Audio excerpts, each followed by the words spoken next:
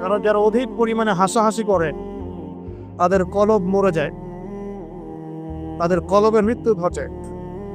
ওয়ায়াযহাবু বিনূরি ওয়াজহি, এবং চেহারার মধ্যে নূর চলে যায়, চেহারায় কোনো জ্যোতি বা নূর থাকে না। কুলতু জিদনি ইয়া রাসূলুল্লাহ, হে রাসূল সাল্লাল্লাহু আলাইহি ওয়াসাল্লাম, আমাকে আরো বাড়িয়ে দিন, আরো কিছু ওসিয়ত করুন।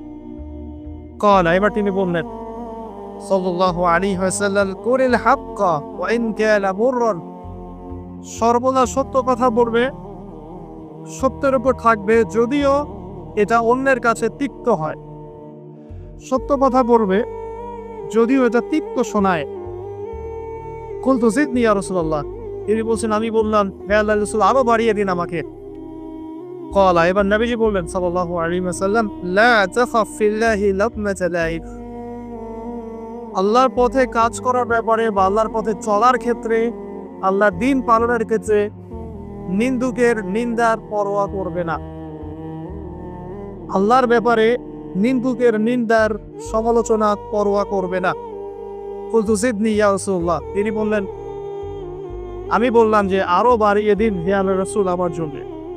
নবী করিম সাল্লাল্লাহু আলাইহি ওয়াসাল্লাম বললেন, ক্বাল লিয়াহজুসকা আনিন নাস মা তা'লামু মিন নাফসিকি, যখন মানুষের ব্যাপারে তোমার নেগেটিভ কোনো মন্তব্য করতে হয় বা কারো ব্যাপারে যদি নিন্দা করতে চাও, এরকম ইচ্ছা জাগে মনের মধ্যে, তাহলে আগে চিন্তা করবে যে এই দোষটা তোমার মধ্যে আছে কিনা।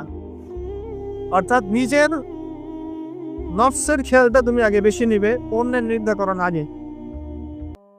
রাওয়াহুল বাইহাকি, হাদিসটা এসেছে বাইহাকি শরীফের মধ্যে ফি শুআবিল ঈমান, এবং মিশকাতুল মাসাবিহের মধ্যে এসেছে হাদিসটা 414 এবং 415 পৃষ্ঠায়।